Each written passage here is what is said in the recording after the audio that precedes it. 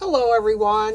For my first project, I purchased this set of 4 wood coasters. I think I got them at the thrift store. And I have these beautiful floral and butterfly pictures. There are 6 of them. And this is decoupage paper, and if I can remember where I got this, I will link it in the description box for you. But I am going to use 4 of these pictures to put on the top of my coasters. And of course, before we can do that, we need to paint the tops of our coasters with white paint. So what I'm going to use is Folk Art Cottage White paint. I got this on Amazon, I believe. And I am just going to put a coat of paint, probably 2 coats, on the top of each one of these coasters. I would like to leave the sides, the natural wood, and the bottom. So I just want to try to be careful not to get paint on the sides of my coasters. So I kind of go towards the side when I brush the paint. And then I'll go over the whole thing again just to make sure that all the brush strokes are going in the same direction.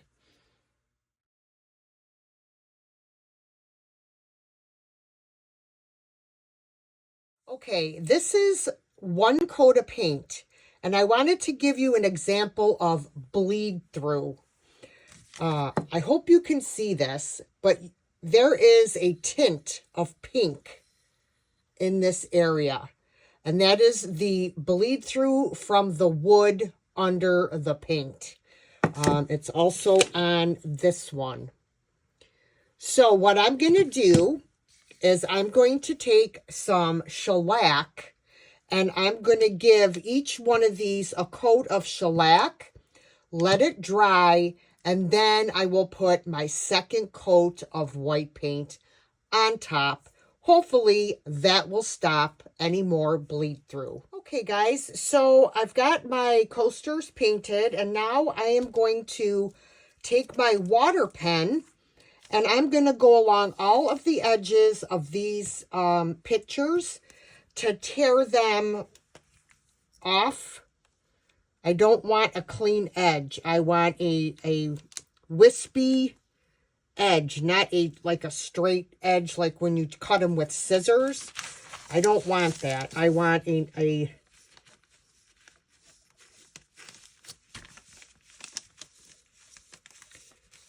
Alright guys, I have ripped all of my edges of my paper, and I just wanted to mention, I got these water pens off of Amazon, but if you don't have a water pen, all you need is a cup of water and a paintbrush.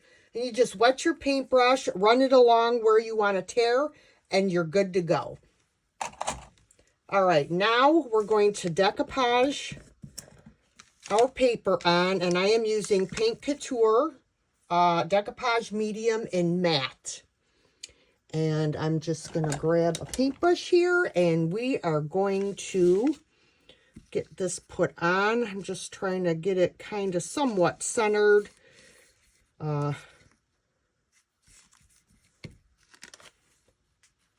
right, and I'm just going to spread an even layer of my decoupage medium. I'm going to spritz my paper. Whoopsie, I just spritzed my papers almost off my table. And then smooth it with my paintbrush that has the decoupage medium left on it. And now I'm going to do, I keep wanting to spray my paper first and decoupage next, so why not? Just want to make sure I have enough on there, and then smooth it out, working from my center and working my way out. All right, everyone. So my coasters have dried. And what I want to do now is I want to blend in these edges, but I'm not going to do it with paint. I think what I'm going to do is I'm going to use some Tim Holtz Distress ink in walnut. And then I think I'm also going to use some black. But I'm going to do the walnut first because this is like way too bright. It kind of looks like it's glowing in the dark. So I'm going to take some of this Distress ink and I'm going to go around these edges and darken them up. Oh, that's much better. See? Yeah, that's much better for sure.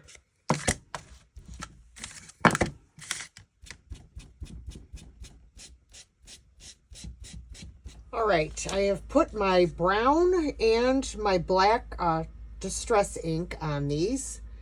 And now I'm going to seal them with some polyacrylic sealer. And I'm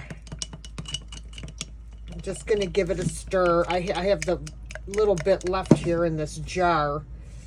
And it comes in like a 1 pound can or whatever. You can get it at Home Depot. And this will protect everything on here. And I was hoping it wasn't going to smear my ink, and it did, even though I heat set it. So what I'm going to do is I am going to let these dry overnight, then come back and seal them with my polyacrylic sealer, because as you can see, it smeared my ink. So, yep, I guessed wrong. I thought that the ink was heat set, but apparently it wasn't. So do as I say, not as I do. So I will let them dry for 24 hours. I will come back, seal them, and then this project is complete.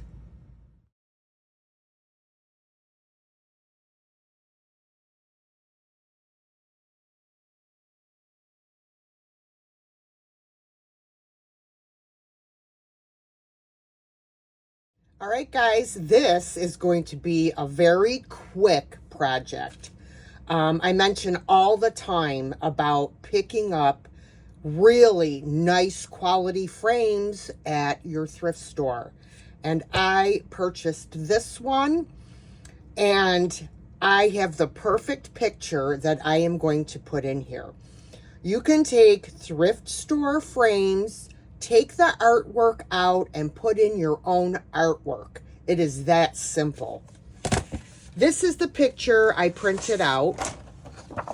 I purchased this from an Etsy seller, and I printed it out on matte photo paper. And I have, look at, I'm working on 15 things at one time, guys. So the first thing I'm going to do is I'm going to take out the glass. I will have to clean the glass.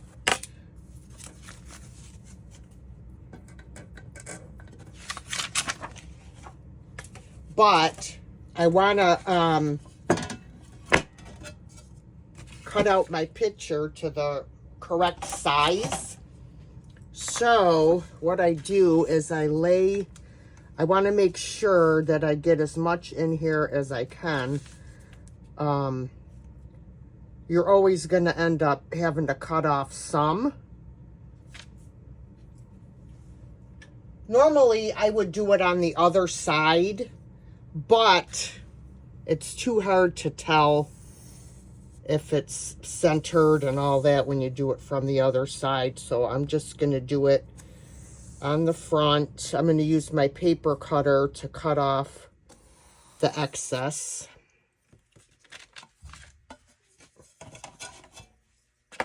Okay. Let me get these out of my way here. These are my newest rolling pins that I did. I did a fall one. If you guys are interested in seeing me do a couple rolling pins, let me know in the comments. I did a St. Patrick's Day one.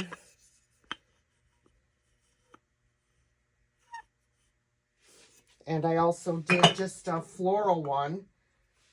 And I got all of these beautiful transfers from Essential Stencil. I love their transfers. I'm not sponsored by them. I really do like their transfers. All right, so let me get this over here. Sorry, I'm trying to get this exactly where it's got to be.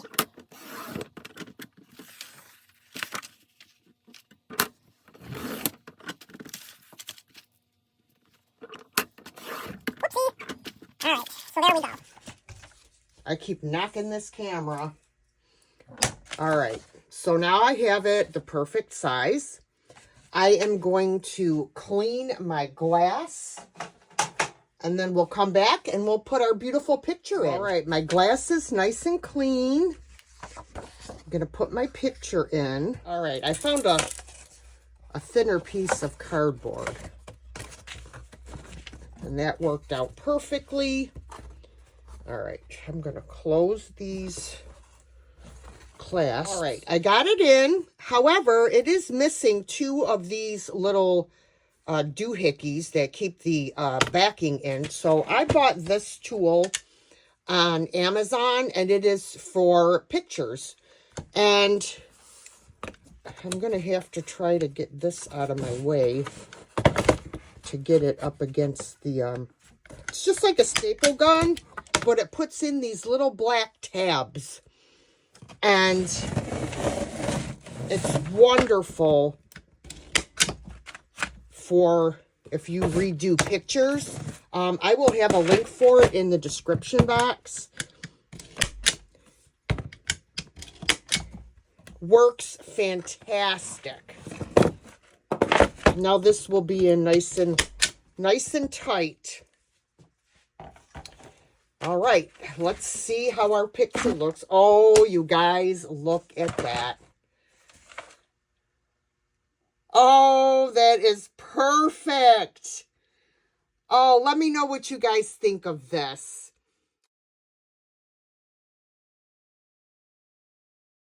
All right, this next one, I am going to be using this vintage frame. As you could see, everything is held together there with nails.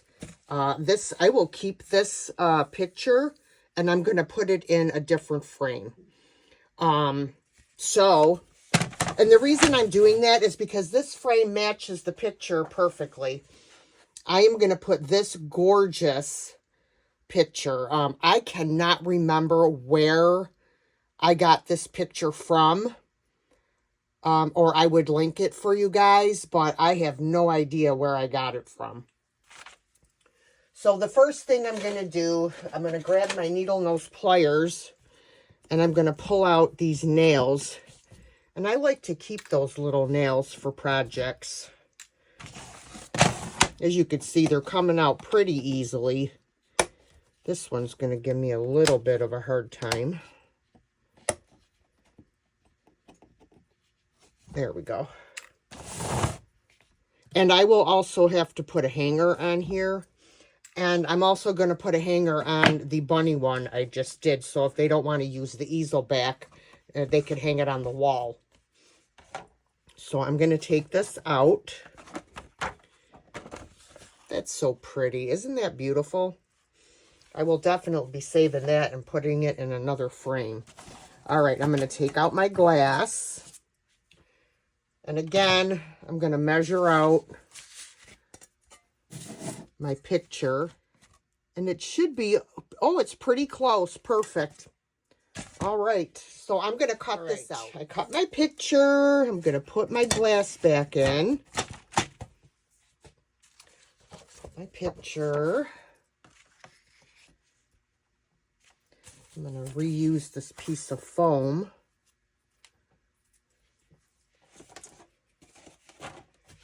And take out that metal thing. I can reuse this as well. Now, normally I would use this tool. However, this frame is very thin, like depth-wise. So what I will end up doing is I think I will maybe glue in here and then put brown paper on the back. But in the meantime, let me just show you how pretty this looks in this frame. How pretty is that? It really brings out like the nest. So, I mean, you can really take pictures to the next level that you find at the thrift stores and make them into your own. Okay, so this is what I'm going to do. I wanted to show you. I have this brown paper tape. You can get this anywhere. And I am going to tape the whole back. I'm going to grab... I buy this brown paper on Temu. It comes in a roll. And it's wonderful for projects like this. So I'm just going to cut out a square.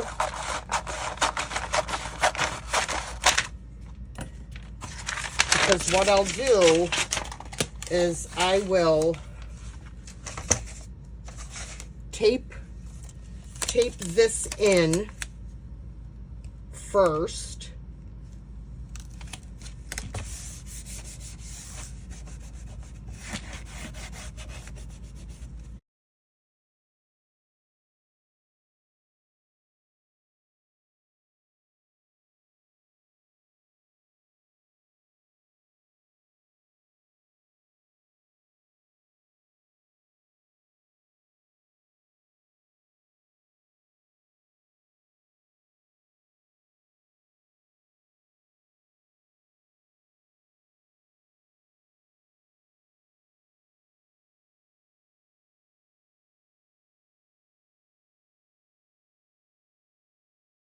All right, we're going to glue our paper down. I go close to the edge.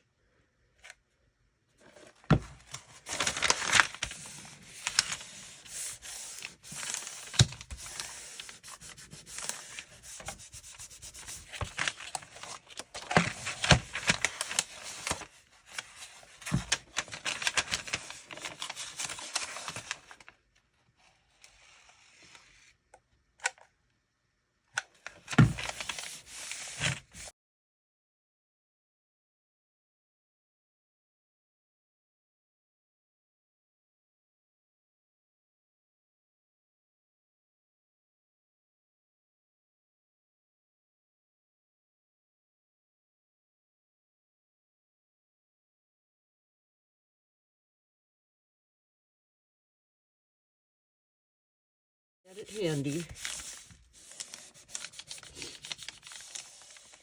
All right. So now I'll go down here where I started. And I'm going to sand off the extra paper. All right. We sanded off our paper. So now I'm going to put my hanger on here. And I'm going to turn it towards me so I can make sure that I have it centered.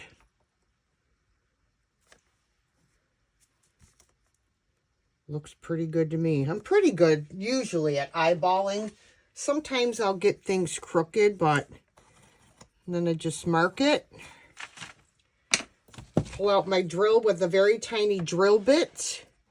And I just make a pilot hole. Trying to get it centered.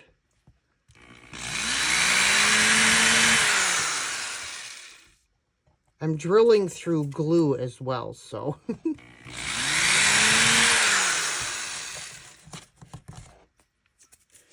All right, and then I'm going to screw in my screws. Whoops, get in there.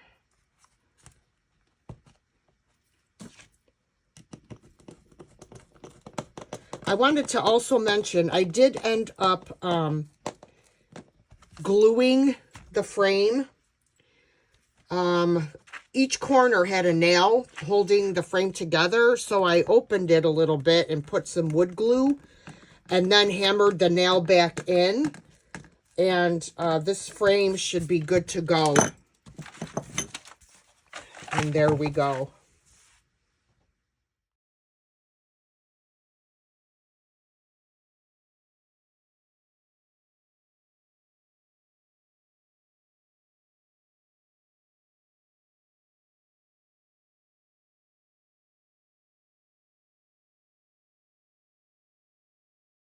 All right, guys, for my third and final project, I am going to be upcycling this cutting board. I loved it because of the shape. So what I did is I did take it outside and I did give it 2 coats of spray shellac because I don't want this color bleeding through my paint. And I'm also going to be using milk paint today. And I am going to be using Flour Sack by Sweet Pickins and Basil. I am going to mix the 2 colors together and just make my own custom color. If you've never used milk paint, it's very easy. What you want to do is mix equal parts of milk paint and water. Milk paint is a powder.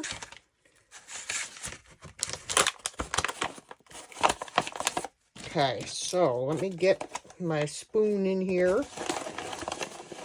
I just keep a set of measuring spoons down here.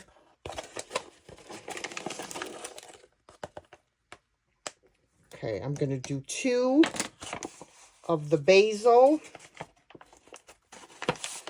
Maybe 3. I'm going to do 3 basil.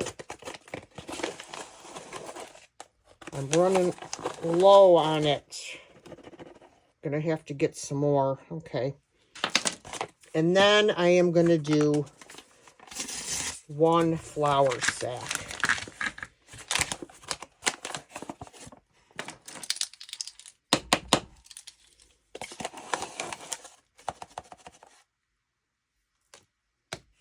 Okay. And then I'm going to add 4 tablespoons of water because I have 4 tablespoons of powder. 1, 2, 3, 4. It's just room temperature water, folks. Nothing special. And then I have this little whisk. And I am going to whisk this together. I like to use a whisk. It just seems to get all of the chunks out. And what you're going to want to do is you're going to mix this for 2 minutes. Make sure you get the sides and everything because you want to make sure it's thoroughly mixed. And then after 2 minutes, you're going to set it aside for 10 minutes to let it thicken. And it should be the consistency of a melted milkshake after that time. So I'm going to mix my paint, and then after the 10 minutes is up, we'll come back and we will start to paint our cutting board. All right, it's been 10 minutes, so you want to go back in and give your paint a stir, and this is the consistency that you want, just like a melted milkshake. And I like to give it a little stir either with my paintbrush or my whisk, while I'm painting. So, yeah, we're going to start off. I'm going to do the sides first. I'm going to zoom out so you guys can actually see. And it is runny, so you want to make sure you check for runs when you're painting. Now, the first coat is just going to give you something for your second coat to grab onto. And let me just say, the reason I'm using milk paint is because I want some cracks and chips on this cutting board. So that's why I decided to go with milk paint. But, you know, milk paint, it is very unpredictable. So you may get cracks and chips, and you may not.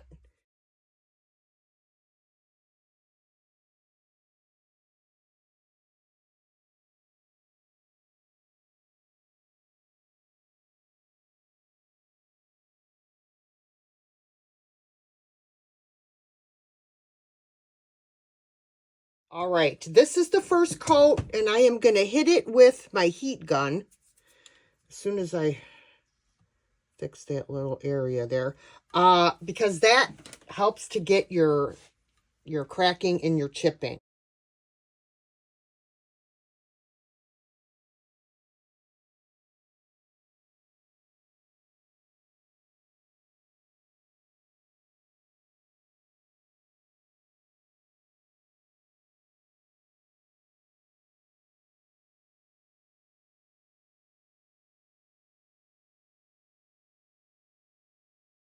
Okay, I've got a couple coats of my milk paint on here. We've got lots of nice crackling going on. I don't know if, there you go, now you can see it. I decided I would like to put a stencil on here. Now, I'm going to be using this one. So I'm not going to be able to fit all of this. So what I'm going to do is possibly stencil bakery on first, and then do the writing, maybe some up here and then some down here. I'm not quite sure yet. But what I'm going to use is my Stays On black ink. And this looks pretty centered, I think. And I'm just going to tape the stencil down with a few pieces of painter's tape, just so it's not lifting up so much. I mean, I'm still going to hold it, but I don't want it to be lifting up so much when I'm tapping down on it. Put a piece down here. Okay, and what I'm going to do for my stenciling is I'm going to use these makeup sponges that you can get online. Dollar Tree used to carry them. I don't know if they still do. I tried to find them at Dollar Tree, and they switched to ones that are on a handle. So I ordered these off of Amazon. So I'm just going to tap it in here, make sure that I get the ink going. Okay, and then I will start gently tapping.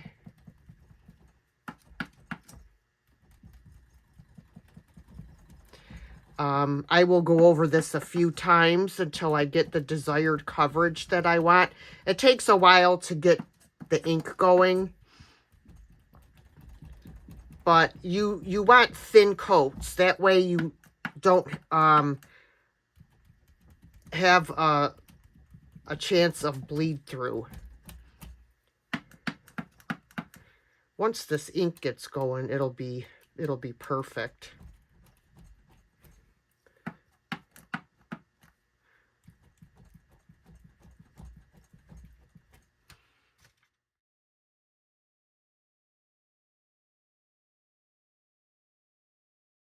All right, let's take off our tape. That came out good. Oh, look at, I peeled off some of my darn paint, which I didn't want to do, but that's okay because I am going to end up putting some clear and some dark wax on here. All right, so I like the way that looks. Now I want to put happiness up on top, and then is homemade on the bottom.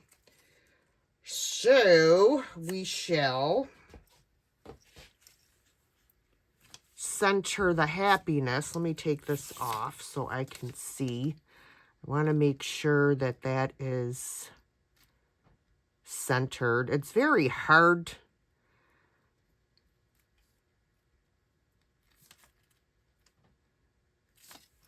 I don't know. I think that looks all right.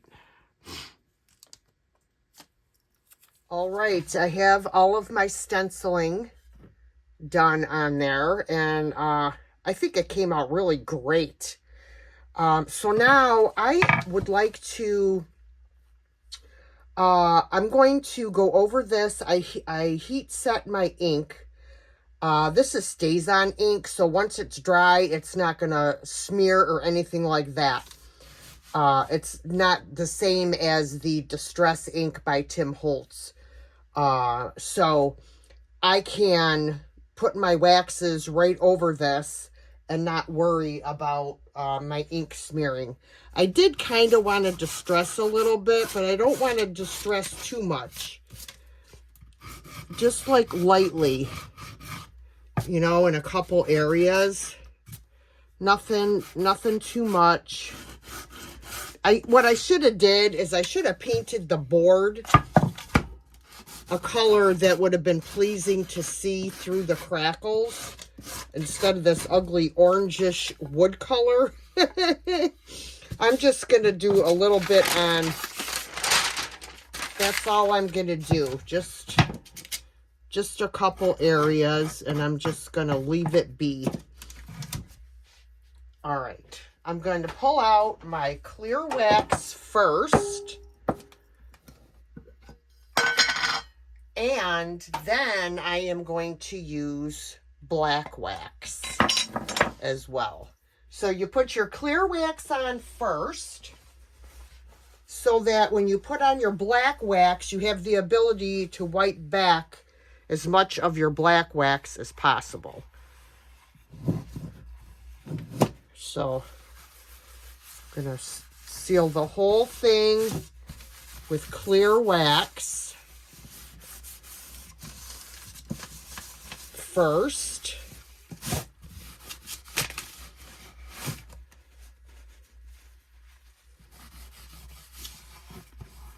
Make sure I get in that hole.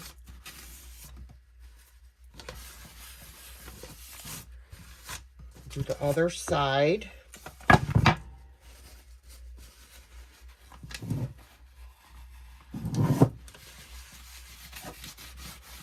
Yeah, see, there's more chipping off than I want. So I'm not real happy about that. I guess I could have sprayed it after I painted it again with shellac just so that no more would chip off. So, note to self, to spray first. All right, now I'm going to go on with my black wax, and the black wax will settle in all of those wonderful cracks.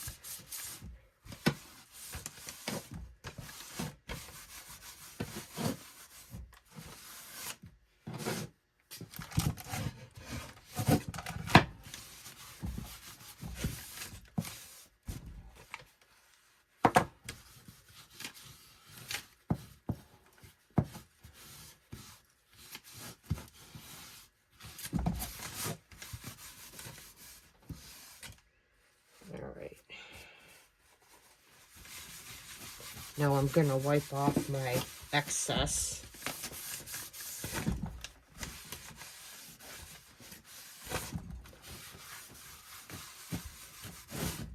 I will come through again with a cleaner paper towel or shop towel and wipe off more of the excess. But I want to get to this side. And there it is. I think that I will also spray this again with some shellac so I don't get any more of the paint chipping off.